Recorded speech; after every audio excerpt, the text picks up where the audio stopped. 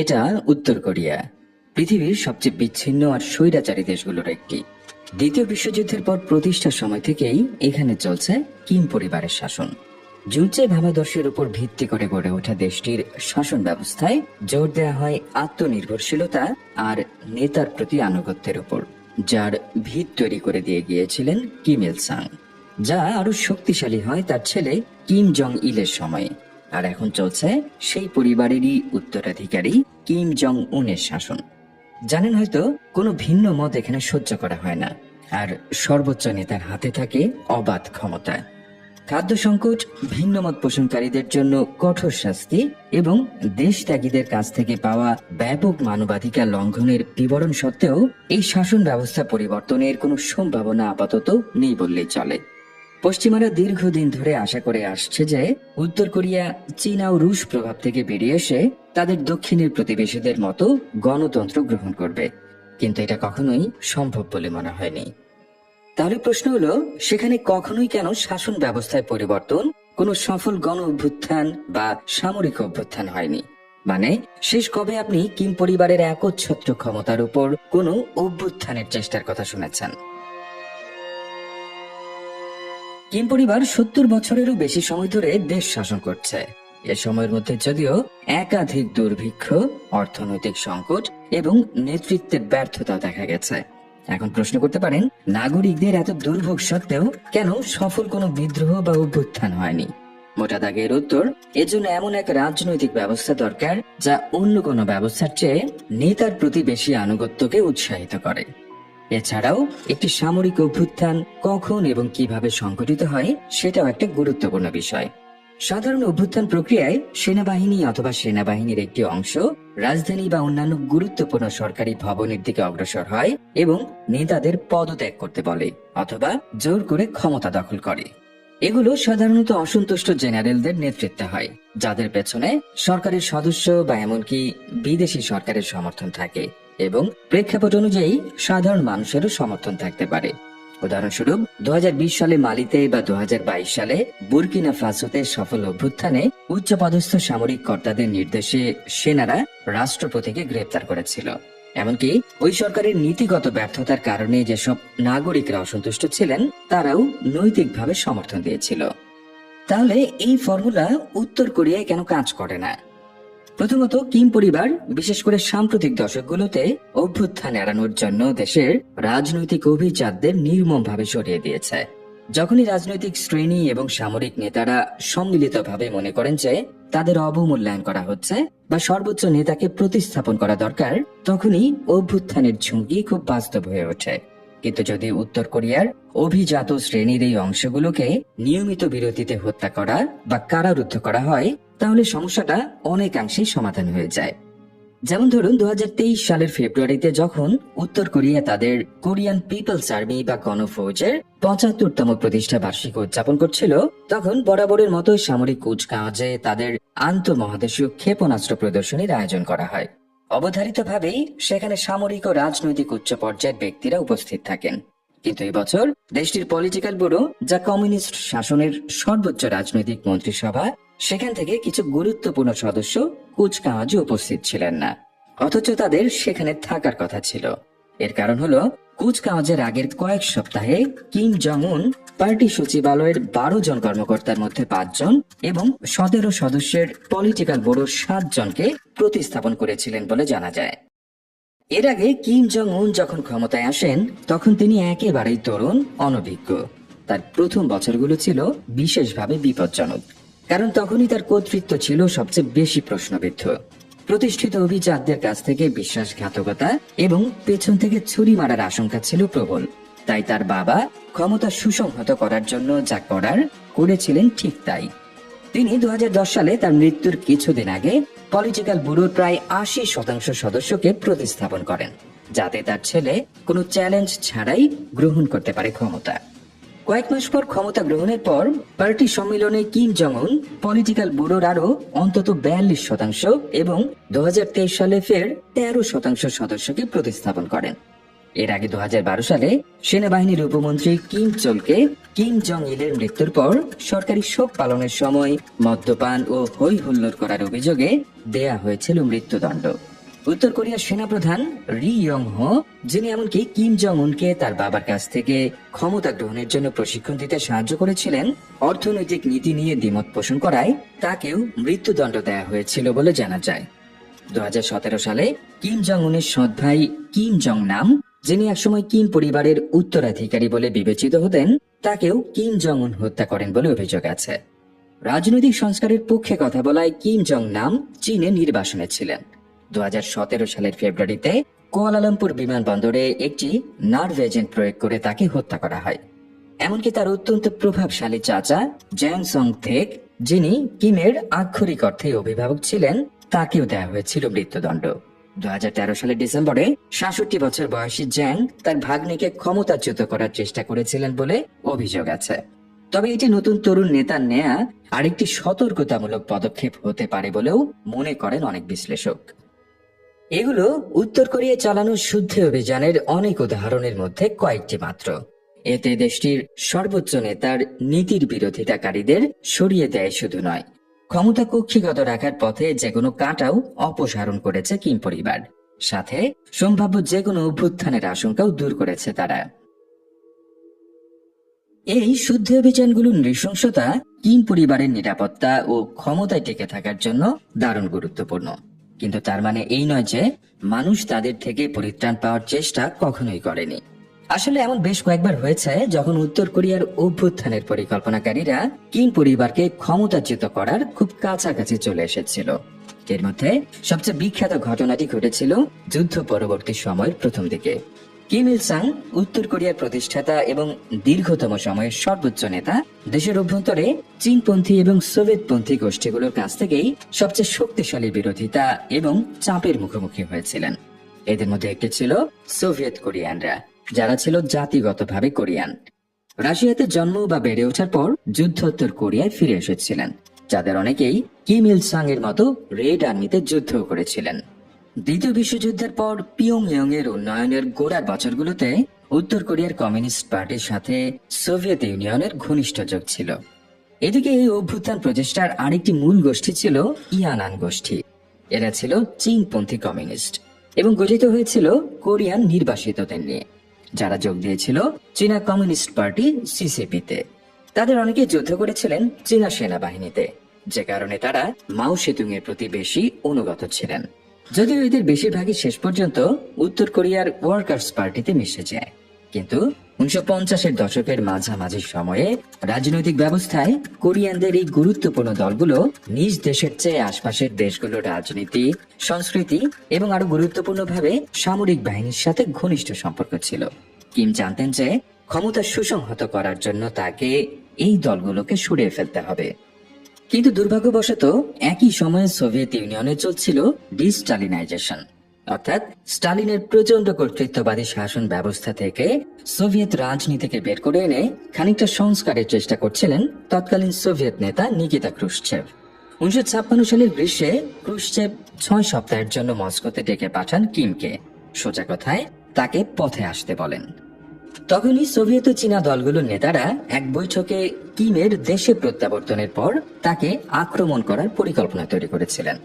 কিন্তু কিমের অনুগতরা, যাদের অনেকেই ওই ষড়যন্ত্রে পরোক্ষভাবে জড়িত ছিল, শেষ পর্যন্ত তারা পিছিয়ে আসে, চলে যায় বিরোধীদের বিপক্ষে।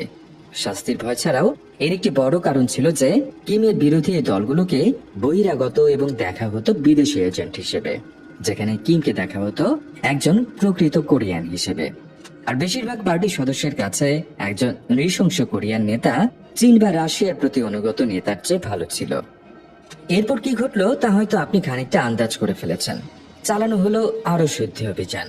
উভয় দলের অনেক সদস্য শুদ্ধি অভিযান থেকে বাঁচতে চীন ও সোভিয়েত ইউনিয়নে পালিয়ে গেলেন, যদিও চীন ও সোভিয়েত ইউনিয়ন কিমকে শুদ্ধি অভিযান না চালানোর পরামর্শ দিয়েছিল, তবে তিনি তা শোনেননি। 1959 সালের মধ্যে গণপরিষদের 25%-এরও বেশি সদস্যকে সরিয়ে দেওয়া হয়েছিল। 1960-এর দশকের শেষের দিকে উভয় দলের প্রত্যেক সদস্যকে বহিষ্কার বা মৃত্যুদণ্ড দেওয়া হয়েছিল। 1990 দশকে আবার একটি অভ্যুত্থানের চেষ্টা হয় উত্তর কোরিয়ায়। 1994 সালে কিম ইল সাং এর মৃত্যুর কাছাকাছি সময়ে এই অভ্যুত্থান প্রচেষ্টা খুব একটা আশ্চর্যের বিষয় নয়, কারণ ওই সময়ে উত্তর কোরিয়ার মানুষ চরম খাদ্য ঘাটতি ও দুর্ভিক্ষের সম্মুখীন হয়েছিল, যার ফলে দাঙ্গা, কর্মবিরতি, এমনকি খাদ্য বিতরণ কর্মকর্তাদের মারধরের ঘটনাও ঘটে। অনুমান করা হয় যে ওই দুর্ভিক্ষে দেশটির 10 লাখেরও বেশি মানুষ মারা গিয়েছিল। এর সাথে সোভিয়েত ইউনিয়নের পতনের ঘটনায় উত্তর কোরিয়া তাদের সবচেয়ে বড় বাণিজ্য অংশীদারকে হারায়। সেই পরিস্থিতি সামাল দেওয়ার জন্য উত্তর কোরিয়ার আরেক মিত্র চীন যথেষ্ট ছিল না, যে কারণে পরিস্থিতি ক্রমেই নিয়ন্ত্রণের বাইরে চলে যাচ্ছিল। এমন অবস্থায় একটি গণবিদ্রোহ ছিল কেবল সময়ের অপেক্ষা। এমনকি বিভিন্ন অঞ্চলে ততদিনে শুরু হয়ে গিয়েছিল বিক্ষোভ আন্দোলনও। এ সময়ই উত্তর কোরিয়ার গণবাহিনীর একাংশ এবং হামহুংয়ে সদর দপ্তরে অবস্থিত 7ম কোর তাদের নিজস্ব অভ্যুত্থান পরিকল্পনা তৈরি করে। সংস্কারকামী 30 জনেরও বেশি উচ্চপদস্থ কর্মকর্তা আন্তর্জাতিক পরমাণু শক্তি সংস্থা IAEA যখন দেশটিতে পরিদর্শনে এসেছিল, ঠিক তখনই একটি বিদ্রোহ করার সিদ্ধান্ত নেয়। তারা চেয়েছিল আন্তর্জাতিক সম্প্রদায়কে জানাতে যে তাদের সমর্থন প্রয়োজন। কিন্তু এবারও কিম পরিবারের জয় হয়। IAEA সেখানে পৌঁছানোর আগেই ষড়যন্ত্রকারীদের সব সদস্যকে গ্রেপ্তার করা হয়। যেহেতু মার্কিন যুক্তরাষ্ট্র উত্তর কোরিয়াকে গোপনীয় পারমাণবিক স্থাপনাগুলোতে IAEA কে তদন্ত পরিচালনার অনুমতি দেওয়ার জন্য চাপ দিচ্ছিল, উত্তর কোরিয়া মনে করছিল যে IAEA তাদের সার্বভৌমত্ব লঙ্ঘন করছে এবং আসলে মার্কিন যুক্তরাষ্ট্রের তাবেদার হিসেবে কাজ করছে। যে কারণে পরের বছর 1994 সালে উত্তর কোরিয়া পারমাণবিক বিস্তার রোধ চুক্তি নিউক্লিয়ার প্রলিফারেশন ট্রিটি থেকে নিজেদের প্রত্যাহার করে নেয়। এতে করে সংস্থাটি, যাকে তারা মার্কিন পুতুল হিসেবে দেখত, তাদের উত্তর কোরিয়ার পরমাণু কর্মসূচি পরিদর্শনের পথ বন্ধ হয়ে যায়। এদিকে 1993 সালে যখন IAEA কে কেন্দ্র করে ষড়যন্ত্রের পরিকল্পনা নস্যাৎ করে দেওয়া হয়, সে সময় সিনুইজুতে আরেকটি সামরিক ইউনিট ছোট পরিসরে একটি বিদ্রোহ করেছিল, কিন্তু তারাও পরাজিত হয় এবং পরে বিদ্রোহীদের মৃত্যুদণ্ড দেওয়া হয়েছিল। এরই মধ্যে দুর্ভিক্ষের প্রভাবে বিভিন্ন জায়গায় শ্রমিকদের মধ্যে চলা দাঙ্গা থামার কোনো লক্ষণ দেখা যাচ্ছিল না। অন্যদিকে 1995 সালের দিকে কিম জং ইলকে হত্যার ষড়যন্ত্রের অভিযোগে 10 জন সামরিক কর্মকর্তাকে দেওয়া হয় মৃত্যুদণ্ড। যদিও এই তথ্য নির্ভুল কিনা তা নিশ্চিত করা কঠিন, কারণ পরস্পর বিরোধী প্রতিবেদন এবং কিম পরিবারের পক্ষ থেকে এই ধরনের কোনো ঘটনা ঘটার অভিযোগ বরাবরই অস্বীকার করা হয়েছে। উত্তর কোরিয়ার এই চরম অস্থিতিশীলতার সময়ে চংজিনে 6ষ্ঠ আর্মি কোরের অভ্যুত্থানের চেষ্টাকে সম্ভবত সবচেয়ে গুরুত্বপূর্ণ বলা যেতে পারে। 1995 সালে এই অভ্যুত্থানের প্রচেষ্টা সংঘটিত হয়েছিল বলে মনে করা হয়। দুর্ভিক্ষের সময় হামহুং এর মতো প্রদেশগুলোতে খাদ্য না পাঠানোর পিয়ংইয়ং এর সিদ্ধান্তে ক্ষুব্ধ ছিল 6ষ্ঠ আর্মি কোরের উচ্চপদস্থ কর্মকর্তারা। তারা পরিকল্পনা করে চংজিনের যোগাযোগ কেন্দ্র, বন্দর, কিছু ক্ষেপণাস্ত্র উৎক্ষেপণ কেন্দ্র এবং বিশ্ববিদ্যালয় দখল করার। তারপর তারা হামহুং এর উপকূলে 7ম কোরকে তাদের সাথে যোগ দেওয়ার জন্য ডাকবে এবং তারা সবাই মিলে পিয়ংইয়ং এর দিকে অগ্রসর হয়ে রাজনৈতিক অভিজাতদের গ্রেপ্তার করবে এবং দেশের শাসন ব্যবস্থা নিয়ন্ত্রণ নেবে। তবে এই পরিকল্পনার সবচেয়ে গুরুত্বপূর্ণ ছিল ওই অঞ্চলের ক্ষেপণাস্ত্র স্থাপনাগুলো নিয়ন্ত্রণে নেয়া, কারণ ক্ষেপণাস্ত্র স্থাপনাগুলো নিয়ন্ত্রণ নিয়ে তারা সেই সুবিধা ব্যবহার করে দাবি জানাতে পারত। কিন্তু আবারও রাষ্ট্রীয় নিরাপত্তা বিভাগ আগে থেকে জেনে যায় এই ষড়যন্ত্রের খবর। চংজিং স্থাপনায় অভিযান চালিয়ে অভ্যুত্থান শুরু হওয়ার আগেই গ্রেপ্তার করা হয় জড়িত সবাইকে। কিছু প্রতিবেদনে বলা হয়েছে যে 6ষ্ঠ কোরের প্রধান কিম ইয়ং চুন নিজেই রাষ্ট্রীয় নিরাপত্তা বিভাগে গিয়েছিলেন এবং নিজের কোরের বিরুদ্ধেই তথ্য ফাঁস করেছিলেন। এমনও গল্প আছে যে সোভিয়েত ইউনিয়নের মিলিটারি একাডেমিতে প্রশিক্ষণপ্রাপ্ত কোরিয়ান সেনারা সর্বোচ্চ নেতা কিম ইল সাং এর মৃত্যুর পর উত্তর কোরিয়ায় ফেরত আসে এবং পরে একাধিক অভ্যুত্থান প্রচেষ্টায় জড়িত ছিল। এই সামরিক কর্মকর্তাদের মধ্যে 30 থেকে 40 জন 1992 সালে একটি সামরিক কুচকাওয়াজের সময় কিম জং ইলের দিকে তাদের ট্যাঙ্ক ঘুরিয়ে দিয়ে তাকে হত্যার ষড়যন্ত্রে জড়িত ছিল বলে অভিযোগ রয়েছে, এবং কেউ কেউ মনে করেন যে তারা সম্ভবত 6ষ্ঠ কোরের অভ্যুত্থান প্রচেষ্টার সাথেও জড়িত ছিল, যদিও এই ঘটনার সত্যতা নিশ্চিত করা যায়নি। কিছু বিশেষজ্ঞ মনে করেন যে 6ষ্ঠ কোরের অভ্যুত্থানটি সফল হতে পারেনি, কারণ কিম জং ইল ইতোমধ্যেই তাদের সরিয়ে ফেলার পরিকল্পনা করেছিলেন। কারণ চীনা সীমান্তে যে লাভজনক বাণিজ্য ছিল সেখান থেকে খুব বেশি অংশ চলে যাচ্ছিল তাদের হাতে। কিন্তু এই সময় চলা দুর্ভিক্ষের কারণে সাধারণ অনেক সৈন্য অনাহারে মারা যায়, যে কারণে হতাশা থেকেও সম্ভবত একটি বিদ্রোহের পরিস্থিতি তৈরি হয়েছিল। কিন্তু অভ্যুত্থানের পরিকল্পনাকারীদের ভাগ্য তাদের সহায় ছিল না। অভ্যুত্থান ঘটানোর আগেই গ্রেপ্তার করা হয় তাদের। এই ঘটনায় প্রায় 400 কর্মকর্তাকে মৃত্যুদণ্ড দেয়া হয়, কারারুদ্ধ করা হয় কিংবা নিখোঁজ হয়ে যান। অর্থাৎ দেশের সবচেয়ে চরম অর্থনৈতিক ও রাজনৈতিক সংকটের সময় তাদের সেনাবাহিনীর একটি প্রধান ইউনিটকে সম্পূর্ণরূপে নির্মূল করা হয়েছিল। তবে যাই ঘটুক না কেন, সবকিছু এটাই প্রমাণ করে যে উত্তর কোরিয়ায় একটি অভ্যুত্থান সফল হওয়ার সম্ভাবনা কতটা কম। কারণ যখনই কোনো অভ্যুত্থান পরিকল্পনা সামনে এসেছে, তা আগে থেকেই আঁচ করতে পেরেছে কিম পরিবার ও ক্ষমতাসীন উচ্চপদস্থরা।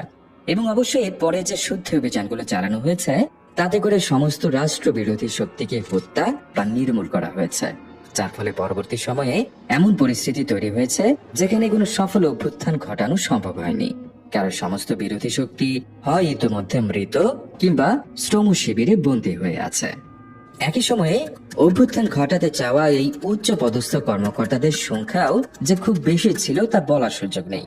কারণ শীর্ষ রাজনৈতিক ও সামরিক কর্মকর্তারা এত বেশি নগদ টাকা এবং বিলাসবহুল জীবনযাত্রায় অভ্যস্ত যে তাদের অবস্থা পরিবর্তন করার কোনো ইচ্ছে নেই। সাধারণ অবস্থা থেকে উচ্চ পদে আসা এই অনুসারীরা কিমের কাছে সব দিক থেকে যেমন ঋণী, তেমনি তারা খুব ভালো করে জানে যে যদি কিমের পতন হয় তবে তাদের পতনও অবশ্যম্ভাবী। এতে করে তারা কিম পরিবারের প্রতি আরো অনুগত হয়ে ওঠে এবং কোনো অভ্যুত্থান প্রচেষ্টায় যোগ দেওয়ার আগ্রহ তাদের নেই। এদিকে সাধারণ সৈন্য এবং কর্মকর্তাদের খুব কমই তাদের নিজ শহরে মোতায়েন করা হয়, তার পরিবর্তে তাদের পাঠানো হয় দূরবর্তী অঞ্চলগুলোতে। এভাবে তাদের কর্মস্থলে সহকর্মীদের সাথে ঘনিষ্ঠ যোগাযোগের পথ বন্ধ করে দিয়ে অভ্যুত্থানের আশঙ্কা অনেকটাই কমিয়ে দেওয়া হয়। যদিও এই কর্তৃত্ববাদী শাসন এবং বিরোধীদের দমন একনায়কতন্ত্রে সবসময় দেখা যায়, তবে আধুনিক যুগে কিম পরিবারের এত দীর্ঘ সময় ধরে ক্ষমতা ধরে রাখা বেশ বিস্ময়কর এবং অনন্য। চরম কর্তৃত্বের সাথে এত দীর্ঘ সময় ধরে একটি পরিবারের হাতে দেশ শাসন ইতিহাসে খুবই বিরল। এখন প্রশ্ন করতে পারেন, পশ্চিমা শক্তিগুলো এখানে কি হস্তক্ষেপ করছে না? মোটা দাগে বললে অন্যান্য দেশের সরকার উৎখাতে মার্কিন যুক্তরাষ্ট্রের সম্পৃক্ত থাকার উদাহরণের অভাব নেই, বিশেষ করে যখন তারা মার্কিন যুক্তরাষ্ট্রের কথা শোনে না। কেন মার্কিন যুক্তরাষ্ট্র নিজে বা সম্মিলিত জোট নেটোর মাধ্যমে কিংবা একটি অভ্যুত্থান ঘটিয়ে কিম পরিবারকে সরিয়ে দিচ্ছে না, বিশেষ করে অভ্যুত্থান ঘটিয়ে সরকার পতনে যখন তারা এত পারদর্শী? উত্তর কোরিয়ার শাসন ব্যবস্থা পরিবর্তনে কোনো বিদেশি শক্তির সফল না হওয়ার প্রধান কারণ হলো তারা আসলে আপনার ধারণার চেয়েও বেশি শক্তিশালী। প্রথম সমস্যা হলো সাধারণ নাগরিকদের মধ্য থেকে বিদ্রোহ হওয়ার সম্ভাবনা কম, কারণ সেখানে 3 জেনারেশন রুল বা 3 প্রজন্মের শাস্তির নিয়ম রয়েছে, যেখানে শুধু একজনের দেশদ্রোহিতার জন্য তাকেই জেলখানায় পাঠানো হয় না, বরং তার পরিবারের 3 প্রজন্মকেও পাঠানো হয়। সুতরাং সেখানে বিদ্রোহের ব্যর্থ প্রচেষ্টার অর্থ তার পরিবারের উপর অভিশাপ নেমে আসা। এদিকে বিদেশি শক্তিগুলোর অভ্যুত্থান বা বিদ্রোহে সাহায্য করার চেষ্টার দ্বিতীয় সমস্যা হলো সিআইএ এর সাধারণ কৌশল উত্তর কোরিয়ায় খাটে না। রাজনৈতিক বিরোধী দলগুলোকে সমর্থন জোগানো, বিক্ষোভ আয়োজনে সাহায্য করা এবং গণতন্ত্রপন্থী এনজিওর মতো সংগঠনগুলোকে অর্থায়ন করে নাগরিকদের মধ্যে ক্ষোভ উস্কে দিয়ে দেশকে অস্থিতিশীল করার ওয়াশিংটনের যে কৌশল, তা উত্তর কোরিয়ায় অসম্ভব, কারণ দেশটি খুবই বিচ্ছিন্ন। এই ধরনের সংগঠনগুলোর দেশটিতে প্রবেশের কোনো পথই নেই বলতে গেলে। যুক্তরাষ্ট্র সোভিয়েত পরবর্তী রাষ্ট্র যেমন আর্মেনিয়া, জর্জিয়া বা ইউক্রেনে বিপ্লব উস্কে দিতে পেরেছিল, কারণ সোভিয়েত ইউনিয়নের পতনের পর ওই দেশগুলোতে তথ্যের স্বাধীনতা বড় একটা ভূমিকা রেখেছিল। মার্কিন সরকারের ডেমোক্রেসি অ্যাসিস্ট্যান্স প্রোগ্রামস বা গণতন্ত্র সহায়তা কর্মসূচির মাধ্যমে উত্তর কোরিয়া রাজনৈতিক বিপ্লবের বীজ বপন করার কোনো সুযোগ নেই, কারণ তথ্যের এই যুগেও এই দেশটি বলতে গেলে বিচ্ছিন্ন, আর এটাই বলে দেয় অনেক কিছু। উত্তর কোরিয়ার সীমান্ত এক কথায় নিশ্ছিদ্র। গণতন্ত্রপন্থী কোনো গোষ্ঠী সেখানে প্রবেশ করে কোনো প্রভাব ফেলতে পারবে এমন ধারণা অবাস্তব, বিশেষ করে এই মুহূর্তে কিম জং উনের দেশের উপর নিয়ন্ত্রণ কতটা দৃঢ় তা বিবেচনা করলে। আমরা আগেই দেখেছি দক্ষিণ কোরিয়ার কোনো মিডিয়া দেশে প্রবেশ করলে কত দ্রুত ব্যবস্থা নেন তিনি। বিচ্ছিন্নতার দিকটি ছাড়াও উত্তর কোরিয়া আসলে একটি অত্যন্ত বিপজ্জনক সামরিক শক্তি। অবশ্যই তাদের পারমাণবিক অস্ত্রাগার সম্পর্কে জানেন আপনি, বলতে পারেন তা হয়তো কিছুটা অতিরঞ্জিত, কিন্তু তা সত্ত্বেও আন্তর্জাতিক সম্পর্কে এটি সবচেয়ে গুরুত্বপূর্ণ একটি বাধা। কিম জং উনের শাসনামলে তার বাবার আমলের তুলনায় ক্ষেপণাস্ত্র উৎক্ষেপণের পরিমাণ বেড়েছে 10 গুণ। সবচেয়ে কম বয়সী নেতা কিম জানেন তার সুবিধা কোথায়। সুতরাং যদি উত্তর কোরিয়ার শাসক গোষ্ঠী জানতে পারে যে কিম জং উনকে ক্ষমতাচ্যুত করার জন্য কোন ধরনের পশ্চিমা ষড়যন্ত্র চলছে, এবং তারা যদি মনে করে যে এটি কিম পরিবারের টিকে থাকার জন্য এবং সেই দেশের অস্তিত্বের জন্য হুমকি, তাহলে সিওল বা এমনকি ওয়াশিংটন ডিসির দিকে পারমাণবিক বোমা ছুড়তে তাদের কে বাধা দেবে, যদি তারা মনে করে যুক্তরাষ্ট্র রয়েছে এর পেছনে। এভাবে ভাবলে ওয়াশিংটনের জন্য ঝুঁকিটা ঠিক নেয়ার মতো নয়। এটা হয়তো অবিশ্বাস্য শোনাতে পারে, কিন্তু কিম পরিবার ক্ষমতা ধরে রাখার জন্য কি করতে পারে তা ধারণা করা আপনার আমার সাধ্যের বাইরে। যাই হোক, শুধু পারমাণবিক অস্ত্রই নয়, উত্তর কোরিয়ার কাছে রয়েছে বিশ্বের অন্যতম বৃহৎ আর্টিলারি ফোর্স। তাদের প্রচলিত বাহিনীও বিশাল, বিশ্বের চতুর্থ বৃহত্তম সেনাবাহিনী তাদের, যেখানে আনুমানিক 1.2 মিলিয়ন বা 12 লক্ষ সৈন্য রয়েছে। পৃথিবীর অন্যতম বৃহৎ পারমাণবিক অস্ত্রাগারের পাশাপাশি তাদের কাছে রাসায়নিক ও জৈব অস্ত্র রয়েছে বলেও বিশ্বাস করা হয়, এবং জাতিসংঘের নিরাপত্তা পরিষদের নিষেধাজ্ঞা সত্ত্বেও তারা ব্যালিস্টিক ক্ষেপণাস্ত্র তৈরি ও পরীক্ষা চালিয়ে যাচ্ছে। যখন ঝুঁকি নিয়ে খেলার কথা আসে, তখন উত্তর কোরিয়া হলো এক অপ্রত্যাশিত শক্তি বা ডার্ক হর্স। আর এই কারণেই বিদেশি শক্তিগুলোর প্রকাশ্যে কোনো অভ্যুত্থানের সহযোগিতা বা বিপ্লব উস্কে দেওয়ার চেষ্টা করা সম্ভব নয়। সবচেয়ে বেশি ঝুঁকি হচ্ছে দক্ষিণ কোরিয়া, বিশেষ করে সিউলের জন্য। পিয়ংইয়ং এর আশপাশে এবং কোরীয় সীমান্তে সিউলের দিকে যে সংখ্যক কামান তাক করা রয়েছে, তাতে কয়েক ঘন্টার মধ্যে ধ্বংসস্তূপে পরিণত হবে নগরীটি। আর পুতিন ও কিমের ঘনিষ্ঠ সম্পর্ক কিংবা চীনা কমিউনিস্ট পার্টির সমর্থনের কারণে উত্তর কোরিয়া একটি সামরিক অভিযান চালানো হলে তা এই জোটের বিরুদ্ধে পশ্চিমা আক্রমণ হিসেবে দেখা হতে পারে। এতে করে তৈরি হতে পারে নতুন বিপদ। আপাতত উত্তর কোরিয়ার শাসন ক্ষমতা থেকে কিম পরিবারের পতনের কোনো সম্ভাবনা দেখা যাচ্ছে না, যদিও অনেকদিন ধরেই ভবিষ্যৎবাণী করা হচ্ছে এই পরিবারের পতনের বিষয়ে। তবে সম্প্রতি কিমের নিয়ন্ত্রণে কিছুটা দুর্বলতার লক্ষণ দেখা যাচ্ছে বলে মনে করছেন অনেক বিশ্লেষক। Carnegie endowment for international piece 2024 সালে একটি প্রতিবেদন প্রকাশ করে। তাদের প্রতিবেদন অনুযায়ী উত্তর কোরিয়ার অর্থনৈতিক সমস্যা নতুন সর্বনিম্ন পর্যায়ে পৌঁছেছে, কারণ তারা দীর্ঘস্থায়ী খাদ্য ঘাটতি সত্ত্বেও তাদের জিডিপির 30% পর্যন্ত প্রতিরক্ষা খাতে ব্যয় করে চলেছে। বাধ্যতামূলক শ্রম শিবির এবং মৃত্যুদণ্ডের মাধ্যমে জনসাধারণের মধ্যে প্রথিত করা মতাদর্শগত শিক্ষা এবং ভয় তার তেজ কিছুটা হারাতে শুরু করেছে। সে সাথে আনুগত্যের লৌহ কঠিন সংস্কৃতি আগের মতো নেই। এছাড়াও কিম পরিবারের চতুর্থ প্রজন্মকে ঘিরে তৈরি হয়েছে অনিশ্চয়তা।